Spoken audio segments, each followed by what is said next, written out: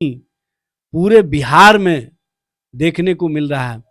आज अपराधी अपराध के माध्यम से अपराध को रोकने का जो सरकार के स्तर से प्रयास चल रहा है, वो लोगों ने देखा। दो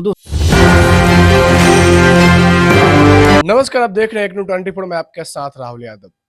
देखिए, जैसा कि मैं आपको बता दूं कि लगातार सरकार की तरफ से बोला जा रहा था इस बिहार की जनता को कि आप बेफिक्र रहिए, क्योंकि बिहार में सुशासन की सरकार है। न यहाँ पे सरकार किसी को बचाती है, न किसी को फंसाती है।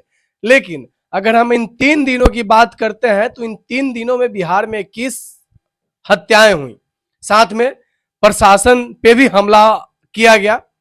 इन्हीं से मुद्दे पे बात करने के लिए हमारे साथ राष्ट्रीय जनता दल के प्रवक्ता एजाज अहमद है। एक तरफ एजाज सर, सरकार लगातार बिहार की जनता को आश्वासन दे रही है कि आप बेफिक्र रहिए, बिहार में सुशासन की सरकार है। लेकिन अगर हम 3 दिन का आकलन करते हैं तो 3 दिन में बिहार में 21 हत्याएं हुई। फिर कैसे सुशासन की सरकार है बिहार में? देखिए, ये लोग जो कहते हैं उसमें विरोधाभास है। सबसे बड़ी बात यह है कि बिहार में जिस तरह की स्थिति परिस्थिति का निर्माण हुआ है और जो सुशासन का दावा करते रहे हैं, उस सुशासन का पोल इनके ही विधायकों ने अपने ही माध्यम से खोलने का काम किया। कुचाय कोट के विधायक का देख लीजिए, खुलेआम रिवाल्वर नचाते हुए वो घूम रहे हैं। भाई घूम रहे हैं, उनके साथ उनके जो लोग हैं वो भी हथियारों से लैस हैं। किसको डरा रहे हैं आप? बिहार की आम आवाम को डरा रहे हैं। और स्पष्ट रूप से पुलिस पदाधिकारियों को आप संदेश दे रहे हैं कि मेरे अनुसार यहाँ पर शासन और प्रशासन चलेगा। आप देख लीजिए अमन हजारी, इनके जो एमएलए हैं, उनकी स्थिति देख लीजिए, गोपाल मंडल की स्थिति, किस तरह से अश्लील गाना उन्होंने परोसा। जब आप अश्लीलता के खिलाफ कानून बना दिए तो उनकी अब तक गिरफ्तारी क्यों नहीं हुई? और वो एक नर्तकी के गाल पर नोट सटा करके जिस तरह की भाषा इस्तेमाल की है, क्या ये उचित है? इनके पूर्व विधायक श्याम बहादुर सिंह किस तरह से प्रस्तुतिकरण करते हैं, क्या ये सुशासन का प्रमाण है? ये स्पष्ट रूप से बिहार में सरकार के एक बाल समाप्त होने का प्रमाण है। और सरकार का एक बाल कौन समाप्त कर रहे हैं? सरकार में बैठे हुए लोग।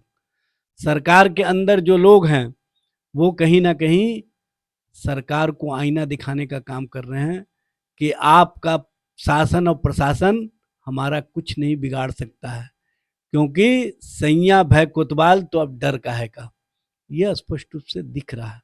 जिस तरह की राजनीति ये लोग 2005 के पहले की बात की करते रहे हैं, भाई आप जिस तरह का महाजंगल राज की स्थिति खड़ा कर दिए हैं, जिस तरह से आपके विधायकों का जो मामला सामने आ रहा है, ये बताने के लिए काफी है कि बिहार में किस तरह का शासन चल रहा है। और 2005 से 2025 के दौरान एनसीआरबी का रिपोर्ट उठा करके देख लीजिए, 60,000 के करीब हत्याएं हुई हैं। और आम आवाम कराह रहे हैं, आम आवाम पूछ रहे हैं कि किससे मैं अपनी शिकायत दर्ज कराऊं। एक तरफ इनके विधायक हथियारों से लैस होकर के लोगों को डरा रहे हैं, दूसरी ओर आपने शासन और प्रशासन को उन्हीं अपराधियों के सामने पंगु बना दिया है और स्पष्ट रूप से कहा है पिक एंड चूज कार्रवाई होनी चाहिए। हमारे जो लोग हैं उस पर कार्रवाई नहीं होगी और जो उनके लोग हैं उन पर कार्रवाई होनी चाहिए। तो इस तरह की परिस्थितियों का निर्माण करने वाले लोग जिस तरह का शासन और प्रशासन का नमूना पेश कर रहे हैं, वो कहीं ना कहीं पूरे बिहार में देखने को मिल रहा है।